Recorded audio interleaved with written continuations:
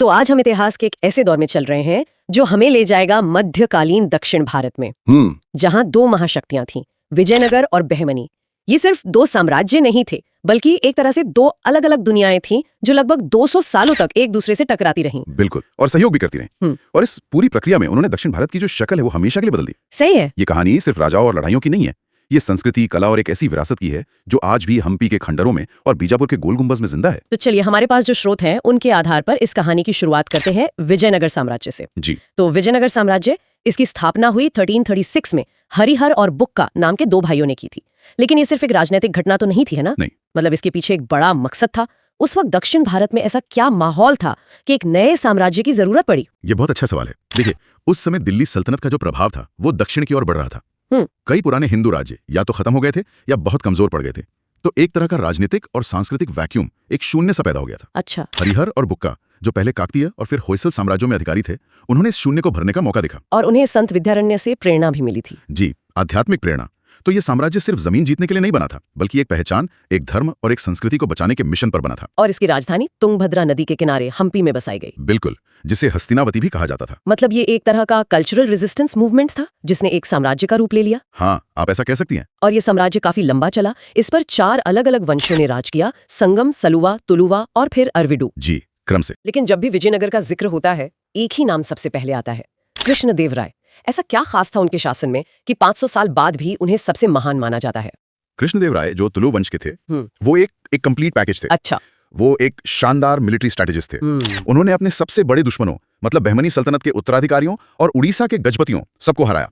वो एक बेहतरीन प्रशासक थे और कला और साहित्य के तो बहुत बड़े संरक्षक थे। उनके दरबार में अष्टदिग्गज थे। हाँ, ये अष्टदिग्गज कौन थे? ये 8 तेलुगु के महान कवि थे। ये अपने आप में कल्चरल पावर हाउस था। इसमें तेनालीराम और अल्लसानी पेड्डन जैसे नाम शामिल थे। मैंने सुना है कि वो खुद भी एक बहुत बड़े विद्वान थे। उन्होंने अमुक्तमाल्यदा नाम का एक ग्रंथ भी लिखा था। ये कोई कविता संग्रह था या कुछ और? ये सिर्फ कविता नहीं थी, ये राजनीति और शासन कला पर लिखा गया एक महाकाव्य है। अच्छा, आप इसे एक तरह से दक्षिण भारत का अर्थशास्त्र समझ सकते हैं।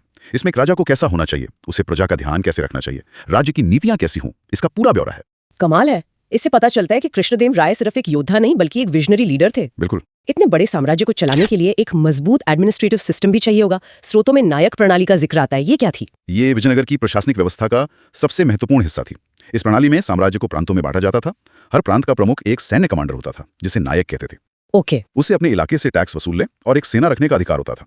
बदले में उसे राजा को सालाना एक रकम देनी होती थी और जरूरत पड़ने पर अपनी सेना के साथ युद्ध में मदद करनी होती थी। तो ये नायक प्रणाली एक तरह की डबल एज्ड स्वॉर्ड थी, मतलब साम्राज्य चलाने के लिए जरूरी भी थी, लेकिन साथ ही ये शक्तिशाली सेनापति एक तरह से अपने अपने इलाके के छोटे राजा बन जाते थे, जो आगे चलकर खतरा भी बन सकते थे। बिल्कुल सही पकड़ा आपने, और यही हुआ भी। जब तक केंद्र में कृष्णदेव राय जैसा मजबूत शासक था, सब नियंत्रण में था।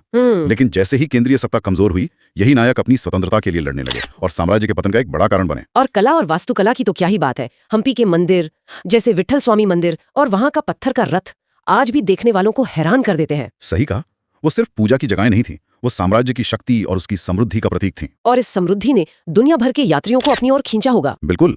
पुर्तगाल से आए डोमिंगो पायस और नूनिस जैसे यात्रियों ने विजयनगर के बारे में जो लिखा है वो हैरान करने वाला है। उन्होंने लिखा कि बाजार कीमती पत्थरों, रेशम और मसालों से भरे रहते थे। अच्छा। और राजा के पास सोने चांदी का अथाह भंडार था। उनके लेख हमें बताते हैं कि विजयनगर उस समय दुनिया के सबसे अमीर शहरों में से एक था। लेकिन फिर इस सुनहरे दौर का अंत कैसे हुआ? क्या हुआ जो इतना शक्तिशाली साम्राज्य अचानक बिखर गया? इसका अंत एक बहुत बड़ी लड़ाई से हुआ। 1565 में हुई तालीकोटा की लड़ाई। तालीकोटा? जी, इसे राक्षसी तंगड़ी का युद्ध भी कहते हैं। ये विजयनगर के इतिहास का टर्निंग पॉइंट था। हाँ। इस लड़ाई में दक्कन की सभी सल्तनतों ने एक होकर विजयनगर पर हमला कर दिया। एक मिनट, मतलब सारे दुश्मन एक साथ आ गए? हाँ, बीजापुर, गोलकुंडा, अहमदनगर और बीदर, इन चारों की संयुक्त सेनाओं ने विजयनगर की सेना को बुरी तरह हराया। और इस हार के बाद राजधानी हम्पी को कई महीनों तक लूटा गया।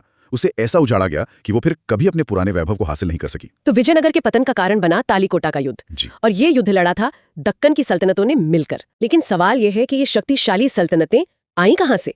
इनकी कहानी समझने के लिए हमें विजयनगर के सबसे बड़े दुश्मन बहमनी साम्राज्य की कहानी में उतरना होगा। एकदम सही। बहमनी साम्राज्य की कहानी विजयनगर के साथ साथ ही चलती है। इसकी स्थापना हुई 1347 में, यानी विजयनगर की स्थापना के सिर्फ 11 साल बाद। बिल्कुल। इसका संस्थापक था अलाउद्दीन बहमन शाह, जिसका असली नाम हसन गंगू था। यह दक्कन का पहला स्वतंत्र मुस्लिम राज्य था जो दिल्ली सल्तनत के खिलाफ बगावत करके बना था।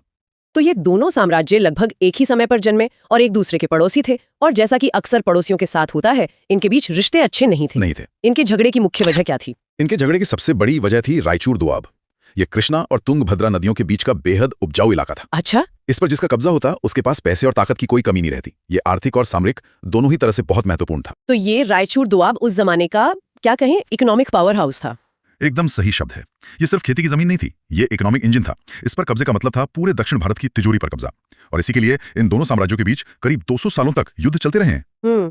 बहमनी साम्राज्य में भी तो कुछ काबिल शासक हुए होंगे जिन्होंने इसे इतनी मजबूती दी। बिल्कुल। ताजुद्दीन फिरोज शाह एक बहुत ही विद्वान शासक था। वो कई भाषाएं जानता था और उसने खगोल विज्ञान को बढ़ावा देने के लिए दौलताबाद में एक ऑब्जर्वेटरी भी बनवाई थी। ये दिलचस्प है। एक और शासक था अहमद शाह वली, जिसे वली या संत भी कहा जाता था। उसका सबसे बड़ा काम था राजधानी को गुलबर्गा से बीदर ले जाना। अच्छा, राजधानी बदली गई। जी, और बीदर को उसने कला, संस्कृति और सूफीवाद का एक बड़ा केंद्र बना दिया। सूफी संत ख्वाजा बंदा नवाज को भी उन्होंने संरक्षण दिया। लेकिन फिर विजयनगर की तरह बहमनी साम्राज्य भी आखिर में बिखर गया। एक इतना बड़ा साम्राज्य ताश के पत्तों की तरह बिखर कर 5 हिस्सों में कैसे बंट गया? ये अचानक हुआ? नहीं, ये अचानक नहीं हुआ। इसकी नींव भी आप कह सकती हैं विजयनगर की नायक प्रणाली जैसी ही एक व्यवस्था में थी। अच्छा, कैसे? बहमनी साम्राज्य को प्रशासन के लिए 4 और बाद में 8 प्रांतों में बांटा गया था, जिन्हें तरफ कहते थे। इनके गवर्नर यानी तरफदार बहुत शक्तिशाली हो गए थे। तो वही कहानी फिर से दोहराई गई। जी, जब केंद्रीय सत्ता कमजोर हुई तो इन शक्तिशाली गवर्नरों ने अपनी अपनी स्वतंत्रता घोषित कर दी और बहमनी साम्राज्य टूटकर 5 सल्तनतों में बढ़ गया। और यही वो 5 सल्तनतें थीं जिन्होंने मिलकर बाद में विजयनगर को हराया था। जी हाँ, उनमें से 4 ने।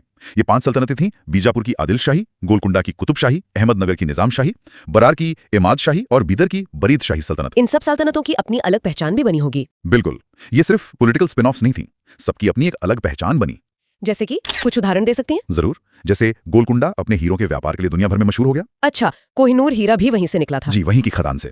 आज का जो हैदराबाद शहर है और उसकी पहचान चार मीनार, वो गोलकुंडा के ही एक सुल्तान मोहम्मद कुली कुतुब शाह ने बसाई थी। और बीजापुर का गोल गुंबज, वो तो आर्किटेक्चर का एक अजूबा माना जाता है। बेशक, वो मोहम्मद आदिल शाह का मकबरा है और उसका जो गुंबद है वो दुनिया के सबसे बड़े गुंबदों में से एक है। लेकिन उसकी असली खासियत है उसकी विस्परिंग गैलरी। हाँ, मैंने उसके बारे में सुना है। कहते हैं कि वहां अगर आप एक कोने में माचिस की तीली भी जलाएं तो उसकी आवाज 37 मीटर दूर दूसरे कोने में साफ सुनाई देती है। कमाल है। ये 17वीं सदी की अकूस्टिक इंजीनियरिंग है।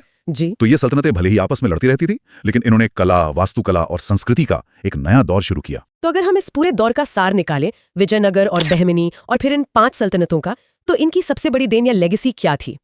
इनकी सबसे बड़ी देन थी एक मिलीजुली संस्कृति का विकास, जिसे हम दक्कनी या इंडो इस्लामिक संस्कृति कहते हैं। यहाँ की वास्तुकला में आपको ईरानी और भारतीय शैलियों का मेल दिखेगा। यहाँ की भाषा उर्दू का एक शुरुआती रूप जिसे दक्कनी कहते थे, वो यहीं पनपी। इन साम्राज्यों ने दक्षिण भारत की राजनीति, समाज और कला को एक ऐसी शक्ल दी जिसका असर आज भी दिखाई देता है। और इन्होंने मुगलों के दक्षिण में विस्तार का रास्ता भी तैयार किया। बिल्कुल। तो ये सिर्फ 2 साम्राज्यों के टकराव की कहानी नहीं, बल्कि एक नई संस्कृति के जन्म की कहानी भी है। बहुत ही दिलचस्प। बिल्कुल। तो संक्षेप में विजयनगर और बहमनी 2 समानांतर शक्तियां थी, जिनका उदय, विकास और पतन लगभग एक ही समय पर हुआ। एक ने हिंदू संस्कृति को संरक्षण दिया तो दूसरे ने दक्कन में इस्लामी शासन की नींव रखी। लेकिन दोनों के टकराव और मेलजोल ने मिलकर दक्षिण भारत को वो रूप दिया जिसे हम आज जानते हैं। आज हमने विजयनगर और बहमनी साम्राज्यों के उतार चढ़ाव और उनकी विरासत पर काफी गहराई से बात की। ये वाकई एक ऐसा दौर था जिसने भारतीय इतिहास की दिशा तय की। और इस चर्चा को समाप्त करते हुए श्रोताओं के लिए एक सवाल छोड़ जाते हैं। हाँ, इस पर विचार करें कि यदि 1565 में हुए तालीपोटा के युद्ध का परिणाम भिन्न होता और विजयनगर साम्राज्य की जीत हुई होती, तो आज दक्षिण भारत का सांस्कृतिक और राजनीतिक परिदृश्य कैसा होता? ये सोचने वाली बात है। खैर, अगर आपको ये चर्चा ज्ञानवर्धक लगी तो कृपया इसे लाइक करें, हमारे चैनल को सब्सक्राइब करें, अपनी राय कमेंट्स में बताएं और इसे अपने दोस्तों के साथ भी साझा करें। धन्यवाद।